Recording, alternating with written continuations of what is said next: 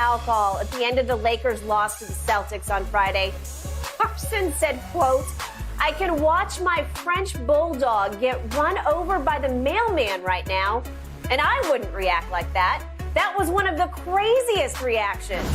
Ooh, there's an analogy. Shannon, what's your take on this? The analogy tells me everything I need to know. Anybody that has a pet, you know what it's like if you lose said pet. Can you imagine losing said pet in the horrible manner in which he described? Especially if you witnessed it. Skip, I don't know if you've ever. I've had dogs for the last 30 years. Grew up with dogs, and every time I have to put one down, a part of me dies along with said dog. Totally. And my sister said, "Well, Shannon, why do you keep putting yourself through that?" I said, "Libby, because the love that I get from these dogs is worth more than the pain of losing them." That is correct. For him to say that he went to that analogy. Because you know why, Chandler? Because you never invested in your career like LeBron James did. Anytime, the more you invest in something, the more it hurts when it doesn't go your way. I guarantee you, and I've been on both sides of this equation, when you've invested into a relationship and that relationship ends, it breaks your damn heart. When you're not invested and say, "Well, I'm leaving, okay, bye." What took you so long?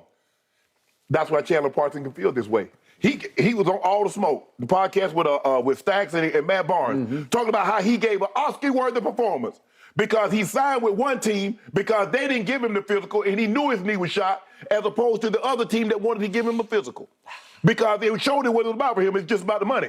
LeBron James is a billionaire. By the way, Chandler Parsons made $127 million playing basketball. And he had a $12 million game, but that's neither here nor there. Well, he didn't make an all-star team. He averaged 13 points a game. Go ahead. Kudos to him. Yeah. But when you invest, the more you invest in something, you see how Tom Brady, you see how the guys, when they invest heavily in something, Skip, man, it breaks your heart when things doesn't go your way, when you spend so much time in the offseason. And that's what people see. They just see you throw the touchdown or catch the touchdown or make the shot, the dunk or whatever. But do you know what goes into what you just saw? Think about the hours, Dr. Elatrosh. He had surgery, Dr. Elatrosh. Do you know the years and years of meticulous training that this man has undertaken to be able to do that, to get you back to the point that you can get back out there and do what you did?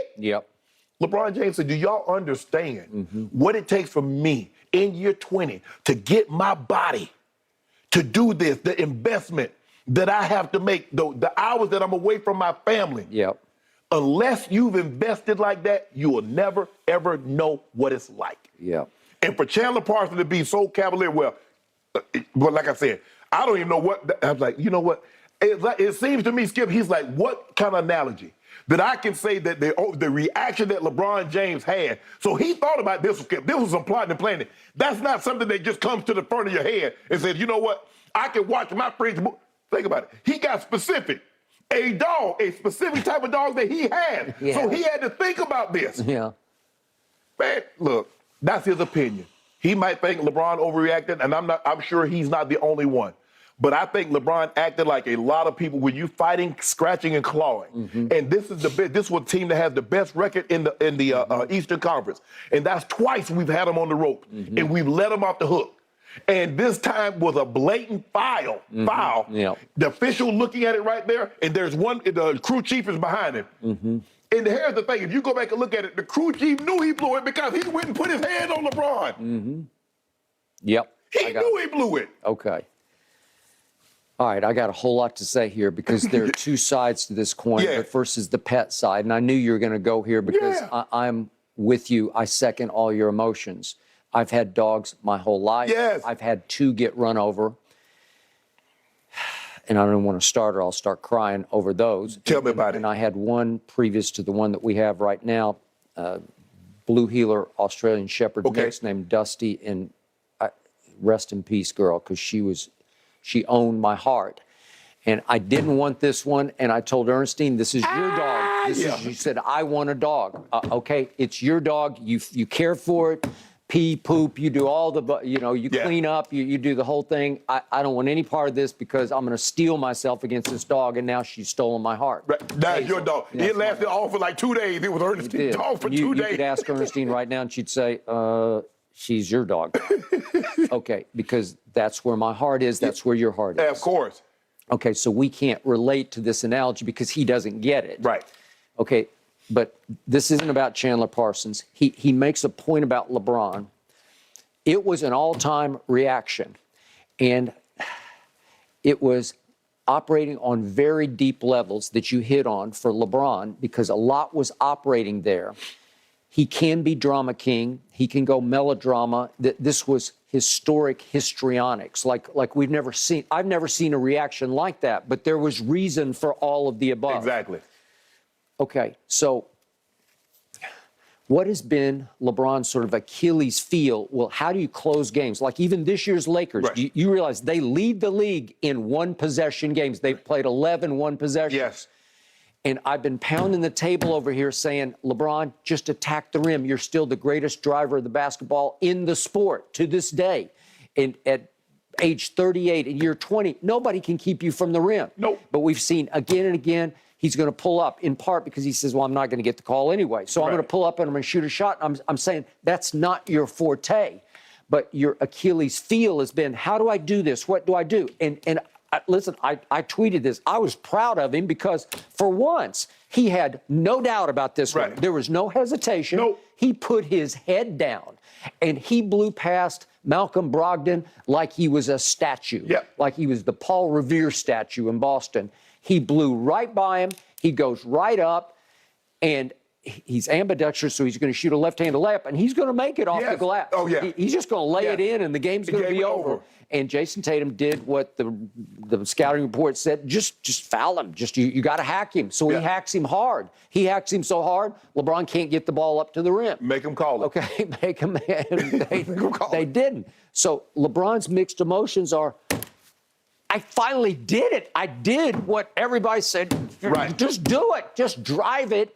And you're probably going to have to go stand there by yourself. And you've had some issues with late game free throw shooting over time because the stat is in the time that he's been in this league, he's missed 17 of these over time. And these don't come up. They don't rear their ugly head very often. But 17 times he's missed late and close free throws, which is 8 more than J.R. Smith, who's now long gone, obviously, has missed over the same period of time because these things don't happen very often.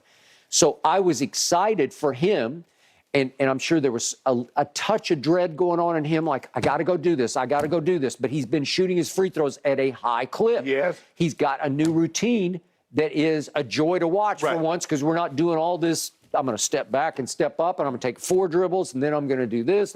He's changed his routine 1,000 times, but now he's got a simple routine that's very. It's just one quick deep breath, boom, one dribble, and just let it go. Let it go, and he's shooting them purely now. Yes. So the odds are, what you don't want to do is if you got 2 to make 1 to win the game.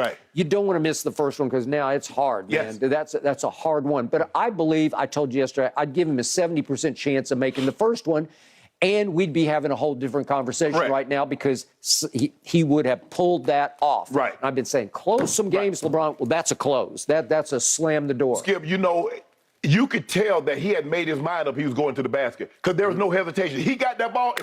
Because sometimes it's like, should I do this or maybe I dribble over here for a second and think, am I going to step back on you or am I going to attack you? No. He got the ball and took off. And what were the results? That they were overpowering. He did it. They're not as good a defensive team as they were last year under the previous coach, but that's a whole nother issue. But they're still a very good defensive team. They didn't have their shot blocker the other night, and they didn't have Marcus Smart, who was in street clothes. But still, Brogdon's a good defender. Jason Tatum's a very good defender, and he's about as tall and long as LeBron is. And so he just goes up and hacks him. And LeBron's emotion spillover because it is L.A. Boston to start with. And you let him off the hook. Last time it did, you let him off the hook, okay? And you did what everybody's been saying. Just do this, LeBron, because this is what you're greatest at.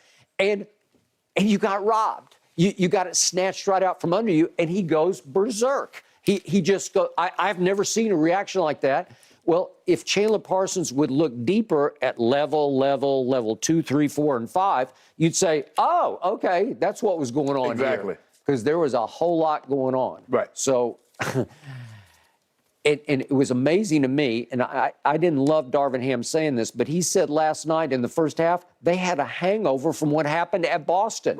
Well, I didn't want to hear him acknowledge it because I don't want your team shouldn't have an excuse. Put that in their minds. Yeah. But I do think it wrecked the whole team's psyche. Right. And then Pat Bev was grabbing the camera and going out there, which I didn't love. But you said, well, that's how everybody was feeling. Right. Just look at the tape of it, right? Right.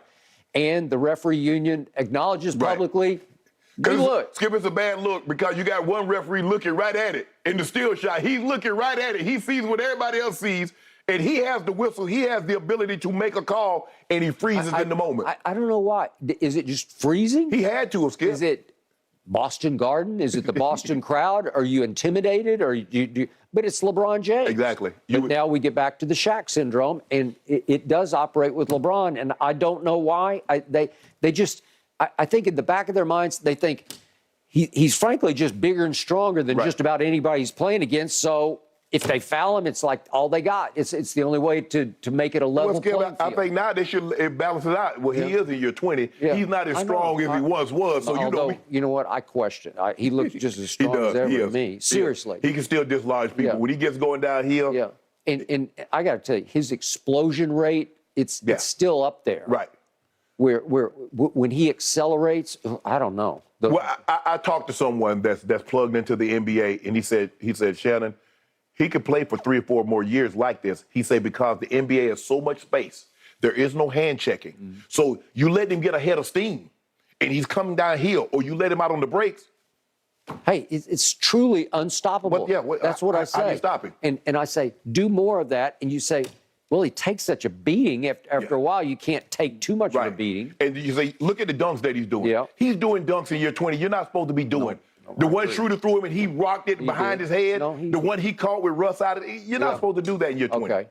He can't defend at the level. No. Maybe he doesn't want to defend at the level. Like it takes too much out of it. It's going to take. Skip, defense is a lot more harder than offense because, look, you know where you're going. You're anticipating this guy. You're trying to cut him off at the point. It takes a lot of effort. That's why when they were in their prime, Kobe, Jordan, and LeBron, guys that could go get you 30 and then shut down the opposing best player. That's a rarity. You don't see that. You don't see that now anymore. No. Because now, Skip, the best